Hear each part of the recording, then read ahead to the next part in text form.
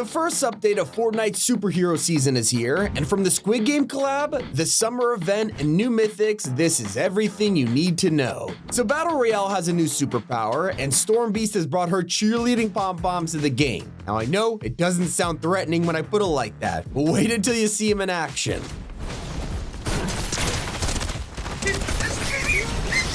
And we seriously weren't expecting Fortnite to completely change a POI today. Yet at Supernova Academy, you'll notice the giant field bunker has opened up. This has revealed a huge secret room underneath full of loot. Yeah, this is a launch bay the entire time. And so we're assuming this is how the supernovas go to other planets. Another item added to BR can be found around the map. It's the Misform item, which basically lets you fly around as a bird.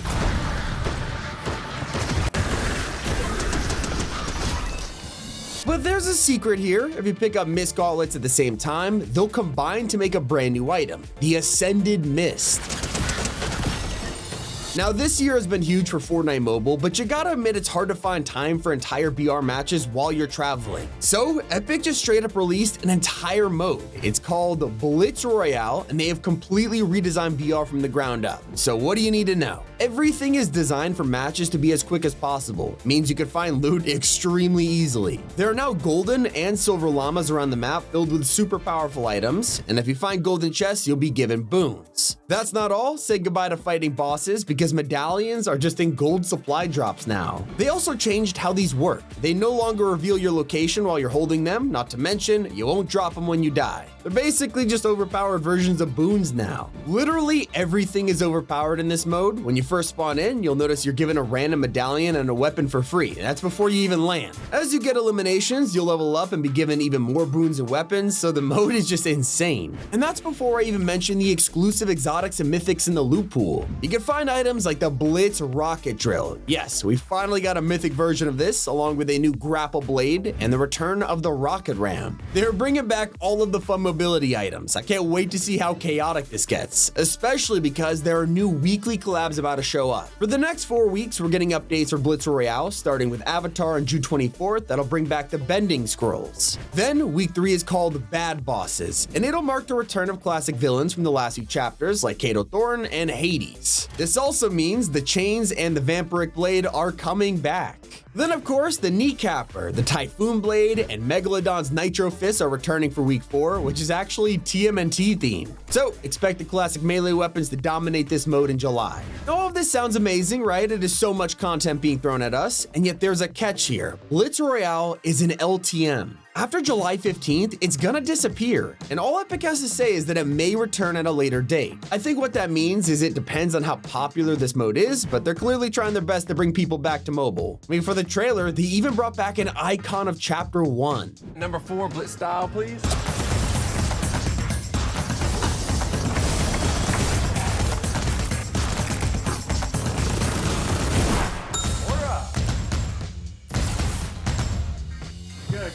I get playing while you can though, because if you're the top 10 player in 20 different matches, you'll get the Blitz Knight skin for free. Now, we're 10 days into the new season, but the super styles have already been released. If you're a Total Sweat, you can now earn the Storm Spark, Utopian, and Supernova Code styles. Not gonna lie, these are some of the nicest bonus styles we've gotten in a long time, but fans are a little disappointed that Haley Sky wasn't included, but Ziggy was. I think the biggest surprise of this entire update was the headliner for Festival Season 9.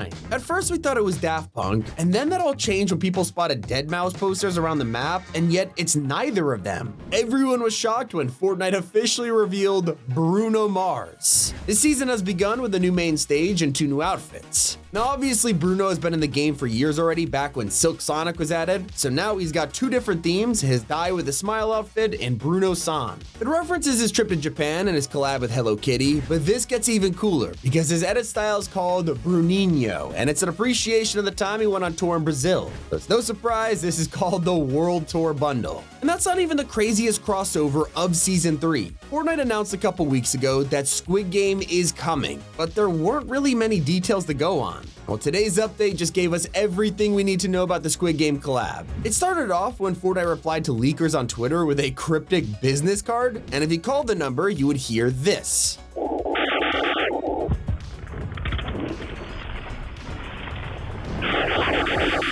Well, Obviously, we put it through a spectrogram, and you would find a circle, triangle, square, and the Peely's face. Then the words red greens, square meals, affluent arrivals, and the official release date of June 27th. So yes, in just 9 days, we'll be getting this collab, and here's everything included. So let's start with the thing everyone wants to know. Are we getting outfits? This isn't just a creative collab like people thought. The item shop is giving us our very own customizable Squid Game characters. We'll let you wear the classic contestant jumpsuit, and you can change the number, add patches, and choose from tons of different default skins. But they're not just gonna end there. We will of course be getting to play as the guards too. There's the triangle, square, and circle guards, but also the masked officer. And he was basically like the second in command guy from season 2. Despite the fact there is 14 skins, sadly there is nothing for the front man, and fans are a little disappointed that we're not getting actual characters. Luckily, they'll make up for it with the entire map that's coming to Reload. It is called Squid Grounds, and they basically designed the entire island for this collab. So it's a normal game of Reload when you drop in, but then you can play Dakchi and receive an invitation card to join the games just like the show. This will lead you to POIs where you can do the classic challenges like red light, green light with a cuddle team leader doll, or make your way through obstacle courses in the set from the show. Also, like the show, the prize money is gonna hang from the ceiling, this time in a glass llama. Somehow there's players who will be able to watch and become VIPs, and they'll even get their very own fish stick, Meowscles, and Peely masks. All of this is dropping on June 27th,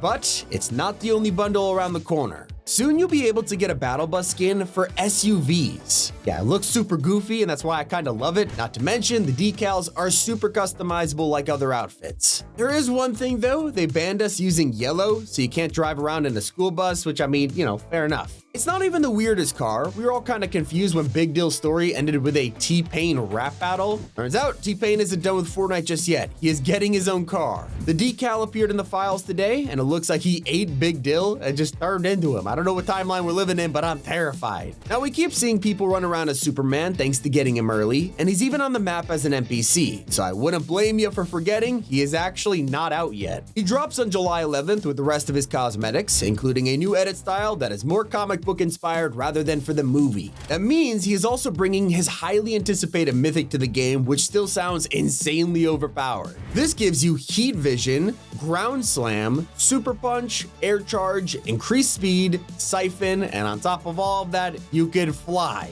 Wouldn't expect to be flying for long because there's no way Epic doesn't nerf it into the ground. They'll have to make sure things are balanced in time for the summer event because at the end of the month, we are getting daily items, and let me tell you, the list is crazy. If you were jealous that Blitz Royale was getting all of the classic mobility items, I wouldn't be. For summer, we'll be swinging around with grapple gloves, smashing up enemies with the shockwave hammer, and so much more. As we enter the summer season, we'll also hit July's crew pack, which is officially Reboot Man. It's another new superhero, the counterpart to Light Rider, and he'll have a style for a mask on and off, as well as multiple legacy variants. He even comes with a Reboot Van back bling. Speaking of reboots, over in OG, there's brand new updates with the map slowly evolving. Week 2 has brought us our first changes at Dusty Divot. All of the government teams have now moved in and built the research lab around the meteor, and there's even some trees starting to regrow on the outside, just like 2018. But did you know there is one difference? Head over to Wailing Woods and you'll find the IO bunker is now flashing. Not only is this completely new, it's never happened before. It's also giving us Morse code, and if you spelled it out, it says something is wrong.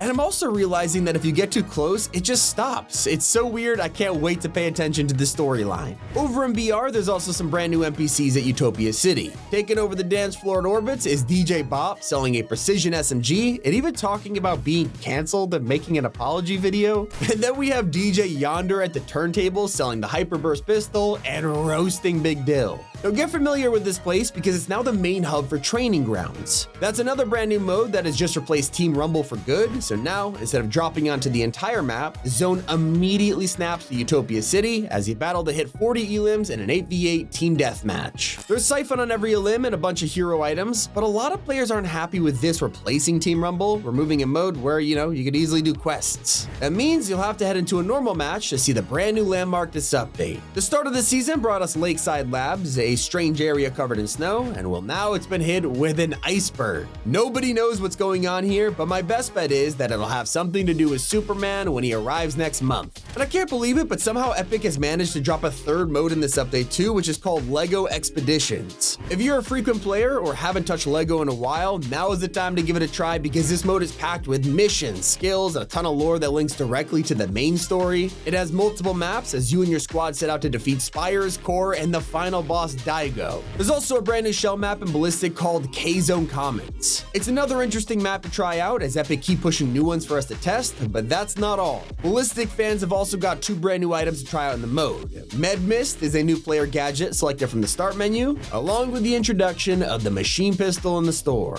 There's even a secret update to Reload. Right now you could drop in and find a green boogie bomb. It's the first time it's ever been uncommon, so be ready to see a ton of them if you're playing this mode. I'm terrified. There's also some upcoming unvaults to Reload. The Oni shotgun, flint knock pistol, and proximity grenade launcher are just some of the weapons returning soon, but I think most of you will be excited about the shockwave grenade launcher. That is everything in today's update. Hope you guys enjoyed. It's been Tommy, and keep it here on Top 5 Gaming.